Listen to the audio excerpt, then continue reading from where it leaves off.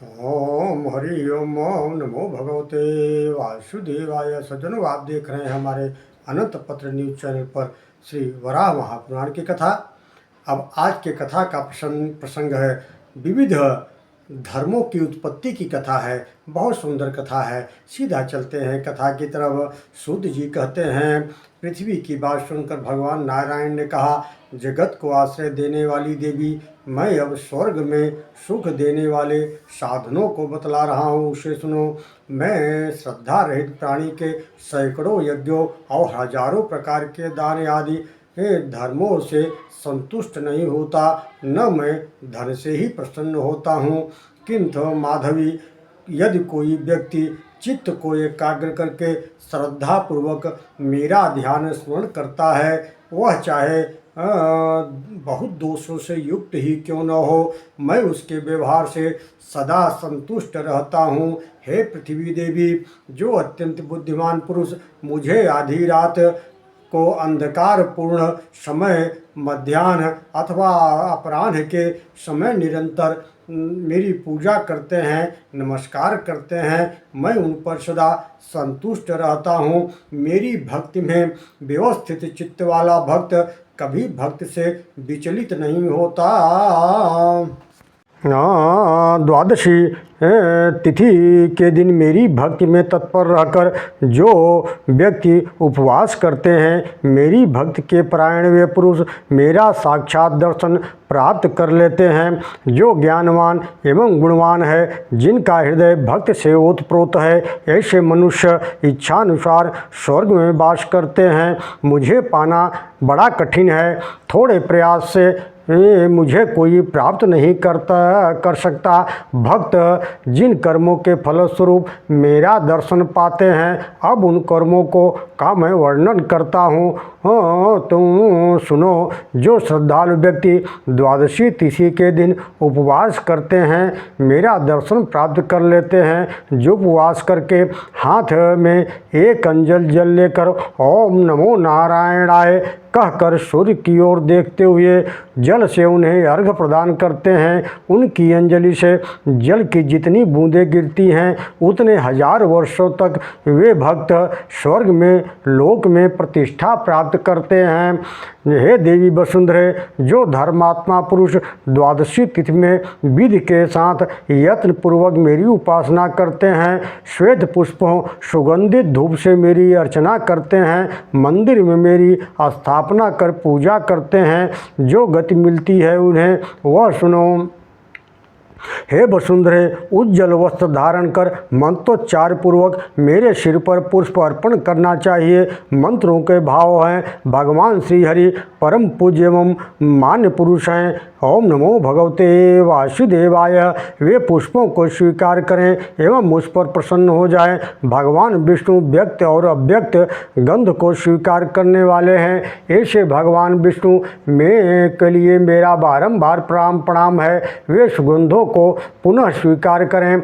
अच्युत अपनी शरण में आए हुए भक्त की बात को सुनकर प्रसन्न हो जाते हैं, उन्हें मेरा नमस्कार है। वे जगत व्याप्त सूक्ष्म गंध मेरे द्वारा अर्पित किए हुए धूप को ग्रहण करें। जो मेरा उपासक शास्त्रों का श्रवण करके मेरे लिए ही कार्य संपादन करता है, वह मेरे लोक में जाने का अधिकारी है। वहाँ वह चार भुजा वाला होकर शोभा पाता है। हे वसुंधरे, जो मंत्रों द्वारा मेरी पूजा करता है वह मुझे प्रिय लगता है। तुम्हारी प्रसन्नता के लिए यह सब उत्तम प्रसंग मैंने तुम्हें कह सुनाया। सावा, सत्तू, गेहूँ, मूंग, धान, यव, तीना, कंगुनी ये परम पवित्र अन्न हैं। जो मेरे भक्त पुरुष इन्हें खाते हैं, उन्हें शंख, चक्र, हल, मूसल आदि सहित मेरे चतुर्व्यूह स्वरूप का साक्षात दर्शन होता है। हे वसुंधरे, अब मोक्षकामी ब्राह्मण का कर्म बतलाता हूँ, उसे सुनो। मेरे उपासक ब्राह्मण को अध्यापनादि 6 कर्मों में रहकर अहंकार से सदा दूर रहना चाहिए। लाभ हानि की चिंता छोड़ इंद्रियों को वश में रखकर भिक्षा के आहार पर जीवन बिताना चाहिए। उसे सदा मुझसे प्रीति वाले कर्म करने चाहिए। पशुनता, चुगली आदि से सर्वथा दूर रहना चाहिए। शास्त्रानुसरण करे। बालक युवा वृद्ध सबके लिए समान धर्म है। अग्निहोत्रम तपः सत्यम वेदानां चैव साधनम आतिथ्यम वैश्यदेवं च इष्टमित्यभिधीयते। वापि कूपतडागानि देवतायतनानि च अन्न प्रदानमर्थिभ्यः पूर्वतिमिभिधीयते। अग्निहोत्र, तप, वेद पाठ, अतिथि सत्कार, बलि, वैश्यदेव, इष्ट कर्म तथा कूप, बावली, मंदिर, तालाब का निर्माण, अन्नदान आदि पूर्त कर्म कहे गए हैं। हे एकाग्रचित होना, इंद्रियों के वश में रखना, इष्टापूर्ति कर्म करना, वेदोक्त यज्ञों का अनुष्ठान, बगीचा लगाना, कूप, तालाब आदि का निर्माण करना ब्राह्मण का स्वाभाविक गुण होना चाहिए। ऐसा करने वाला ब्राह्मण मुझे प्राप्त कर लेता है। अब मेरी उपासना में तत्पर रहने वाले मध्यम श्रेणी के क्षत्रिय के कर्तव्य का वर्णन सुनो।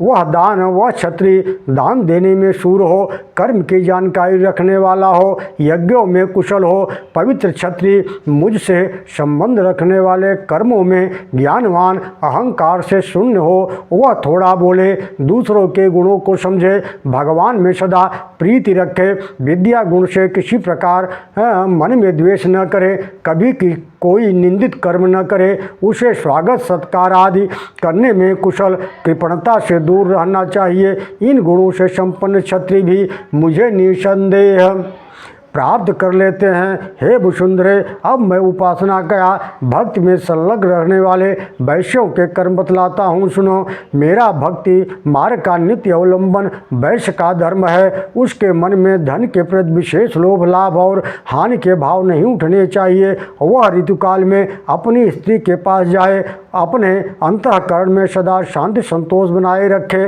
वह मोह में न पड़े, पवित्र निपुण रहकर व्रतों के अवसर पर उपवास करे, सदा मेरी उपासना में रुचि रखे, वह नित्य गुरु की पूजा करे, अपने सेवकों पर दया रखे। इस प्रकार के लक्षणों से संपन्न जो वैश्य अपने कर्मों का संपादन करता है, उसके लिए न तो मैं कभी अदृश्य होता हूँ और न वह मेरे लिए कभी, अर्थात मेरा और उसका सदा साक्षात संबंध बना रहता है।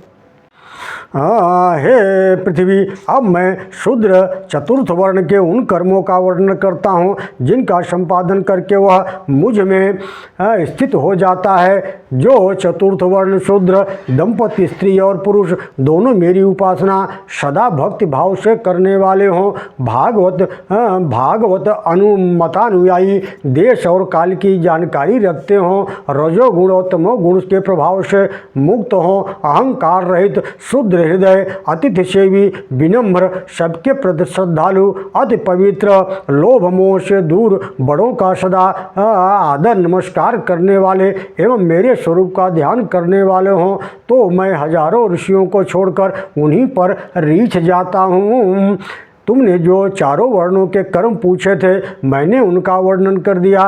हे पृथ्वी, इस प्रकार मेरी उपासना से संबंध रखने वाले गुणों का जिसने भक्ति के साथ अनुष्ठान कर लिया, वह मुझे पाने का अधिकारी है। अब क्षत्रियों के लिए आचरणीय दूसरा कर्म बतलाता हूँ, उसे सुनो। वसुंधरे, ऐसा कर्म है जिसके प्रभाव से उसे योग सुलभ हो जाता है। वह लाभ हानि त्याग कर मोह काम से अलग होकर शीत उष्ण निर्विकार रहकर लाभ हानि का चिंता न करे।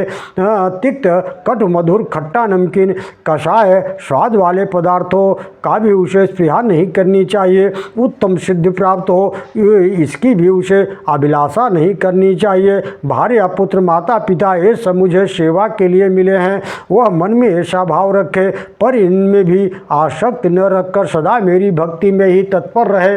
वह धैर्यवान, कार्यकुशल, श्रद्धालु एवं व्रत का पालन करने करने वाला हो, उत्सुकता के साथ सदा कर्तव्य कर्म में निर्वहन करने वाला हो, निंदित कर्मों से अलग रहने वाला, जिसका बचपन यौवन समान रूप में धर्म में बीता हो, जो भोजन थोड़ा करे, कुलीनता से रहे, संपूर्ण प्राणियों पर दया करने वाला हो, प्रातः काल जगने वाला, क्षमाशील, पर्व काल में मौन रहने वाला, जब तक कर्म की समाप्ति न हो तब तक इसे निरंतर करने वाला हो, ऐसे क्षत्रिय योग का अधिकारी होता है। निश्चय ही धर्म के पथ पर रहकर अखाद्य वस्तु का त्याग करे, धर्म के अनुष्ठान में परायण रहे और अपना मन सदा मुझे में लगा के रखे। मल मूत्र का त्याग स्नान के करने के बाद स्नान कर ले। पुष्प चंदन धूप को मेरी पूजा में सामग्री मानकर संग्रह करने से सदा लगा रहे। कभी कंदमूल फल से ही अपने शरीर का निर्वहन करे, कभी दूध, कभी सत्तू, कभी केवल जल से ही आहार पर रहे। अब छठी शाम तीसरे दिन सभी चौथी शाम तथा अनुकूल समय में निर्दोष फल मिल जाए तो उनका आहार कर ले। हे वसुंधरे, 10 दिन, एक पक्ष अथवा एक मास में जो कुछ स्वतः मिल जाए उसी आहार पर रह जाए। इस प्रकार जो 7 वर्षों तक मेरी आराधना करता है, पूर्व कथित कर्मों में जिसकी स्थिति बनी रहती है, ऐसा क्षत्रिय और भक्त योग का अधिकारी होता है तथा योगी लोग भी उसका दर्शन करने आते हैं। ओम नमो भगवते वासुदेवाय।